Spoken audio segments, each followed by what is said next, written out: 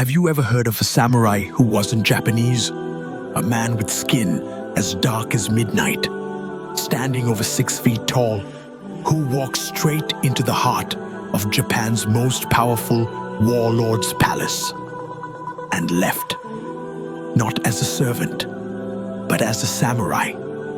This is not a legend, this is history, and the man's name was Yasuke. Our story begins in the late 1500s, during Japan's most violent and chaotic era, the Sengoku period.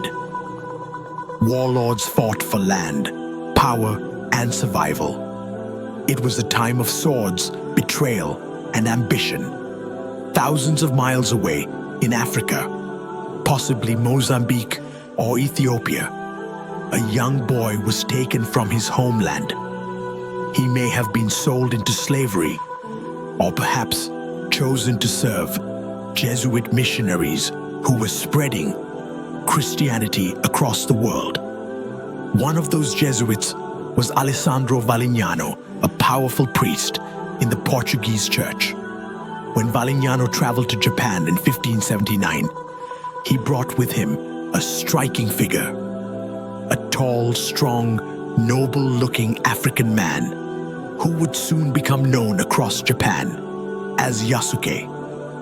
The moment Yasuke arrived in Kyoto, chaos erupted. The Japanese had never seen a black man before. Crowds gathered in the streets. People climbed over walls just to catch a glimpse of him. Some thought he was a god, others a demon.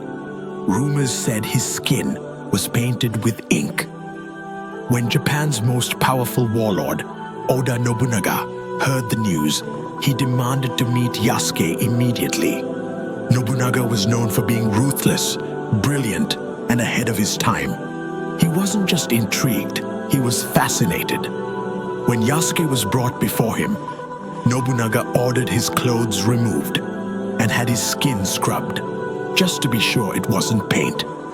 When the color didn't wash off, Nobunaga laughed in amazement. But it wasn't just Yasuke's skin that impressed him.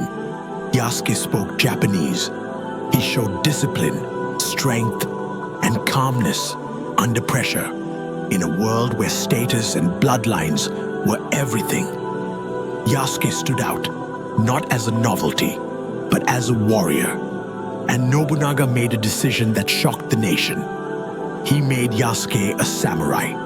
He gave him a sword, a home in Kyoto, a full set of armor, and most importantly, his trust. Yasuke was now more than a guest. He became Nobunaga's bodyguard. He rode beside him into battle. He dined with him, fought with him, lived as an equal in the warlord's elite inner circle. In a society where even Japanese commoners rarely rose above their birth, Yasuke, an African outsider, was now a samurai, a living contradiction, and a walking symbol of honor earned, not inherited. But Yasuke's greatest test came in 1582, when betrayal struck. One of Nobunaga's own generals, Akechi Mitsuhide, turned on him. In a surprise attack at the temple of Honnoji, Nobunaga was surrounded.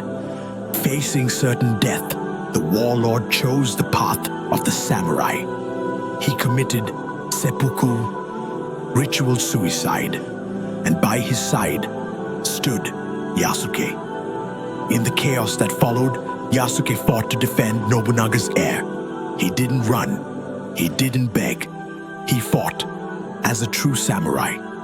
Eventually he was captured, but instead of killing him, Akechi's men spared Yasuke, saying he wasn't truly Japanese, and therefore not worthy of execution. It was a coward's insult, but perhaps also a twisted form of respect. After that, Yasuke vanished. No one knows for sure what happened. Some say he returned to the Jesuits, others believe he died in battle, or lived the rest of his life in quiet service. But his legend never faded. For centuries, stories were whispered about the black samurai who once stood beside one of Japan's greatest leaders. Today, Yasuke has become more than a historical footnote. He's a symbol of strength, honor, and possibility. He shattered every barrier of race, of class, of nationality. He showed the world that loyalty and courage have no color.